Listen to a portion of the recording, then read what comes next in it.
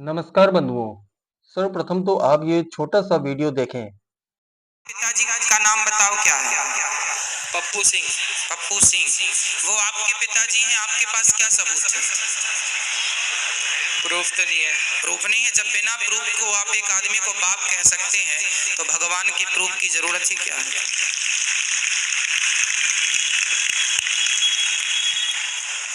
धन्यवाद गुरुजी, खुश रहिए। आप मानेंगे भगवान।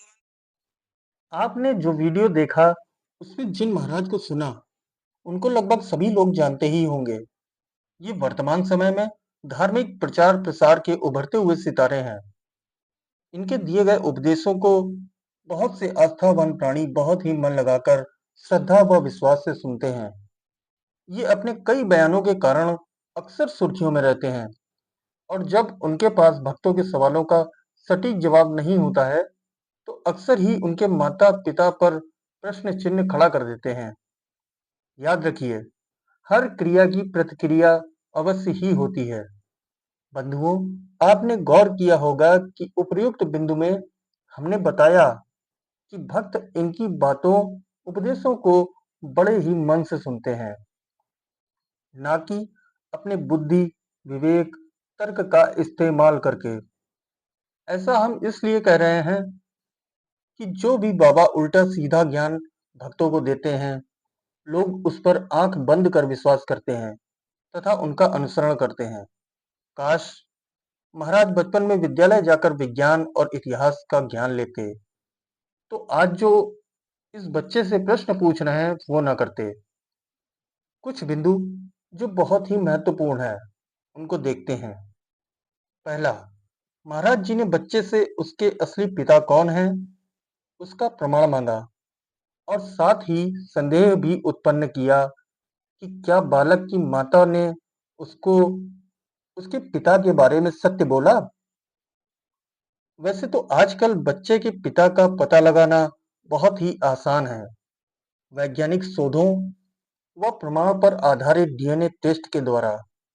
परंतु यदि देखा जाए तो ये प्रश्न संपूर्ण मानव जाति के लिए उठता है, जिसमें बाबा जी स्वयं भी शामिल हैं। क्या वे धर्म के माध्यम से सिद्ध कर सकते हैं? वैसे तो ये प्रश्न बहुत साधारण सा है, लेकिन सभी के सम्मान व गौरव से जुड़ा है, जो किसी के भी सम्मान को छत विछत कर सकता है। क्या भरी सभा में इस अबोध बालक की माता का चरित्र हनन नहीं हुआ? क्या ये सब होते हुए उस बालक के माता पिता ने नहीं देखा या सुना? पूरे परिवार के सम्मान को ठेस नहीं पहुंची होगी? ये तो ठीक वैसी ही बात हो गई कि बिना चीर खींचे ही एक द्रौपदी फिर से भरी सभा में शर्मसार हो गई। यदि शास्त्रों में विज्ञान होता तो सीता को अग्नि परीक्षा नहीं देनी पड़ती, अपनी पवित्रता का साक्ष्य देने के लिए। दूसरा, हम अपने मुख से जो भी शब्द या वाणी बोल रहे हैं, उनको स्वयं पर अवश्य ही लागू करके देखना चाहिए। क्या वह हमारे सम्मान को ठेस तो नहीं पहुंचा रहे हैं? छोटा बच्चा हो या कोई बड़ा बुजुर्ग, सभी का आत्मसम्मान बरकरार रहे, इसके लिए हमें अपनी भाषा को मर्यादित बनाए रखना चाहिए। तीसरा, बच्चों का दिमाग, बुद्धि बहुत ही नाजुक होती है। यदि उनके मन या दिमाग में कोई गलत बात या संदेह घर कर जाए, तो बड़े होने तक वो या तो नासूर बन जाती है या बालक उस पर कभी विश्वास नहीं कर पाता है, चाहे वो उसकी खुद की माँ या पिता ही क्यों ना हो।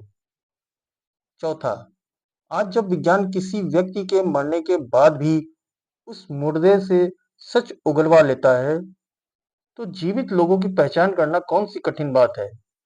परंतु डीएनए को लेके या विज्ञान के किसी शोध को जाने समझे बिना इस प्रकार के तर्क देना कोई बुद्धिमानी नहीं है।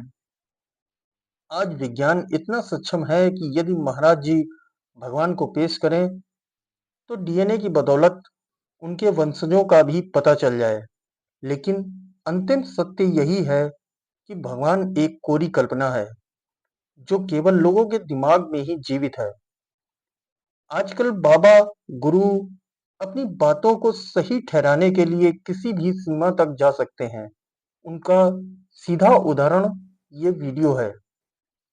ऐसे प्रवचनों व कथनों का प्रचार करना पूर्ण रूप से समाज में एक दूसरे के प्रति संदेहास्पद स्थिति पैदा करता है। पारदर्शिता के साथ समाज की समस्याएं व समाधान आपके समक्ष ईमानदारी से रखना हमारा काम है। मेरा प्रश्न ना तो इस बच्चे से है और ना ही महाराज जी से है। हमारा सवाल समाज से है कि आप ऐसे समागम में अपने बच्चों को भेजकर या आप स्वयं जाकर क्या सीखना चाहते हैं? स्नेह, प्रेम, दया, सम्मान एवं हमारे शब्दों, वाणी आदि से किसी को दुख न पहुंचे, एक दूसरे के प्रति नफरत तथा संदेह मन में ना हो, हमारे लिए यही सबसे महत्वपूर्ण होना चाहिए। धन्यवाद। जय संविधान, जय मूल निवासी।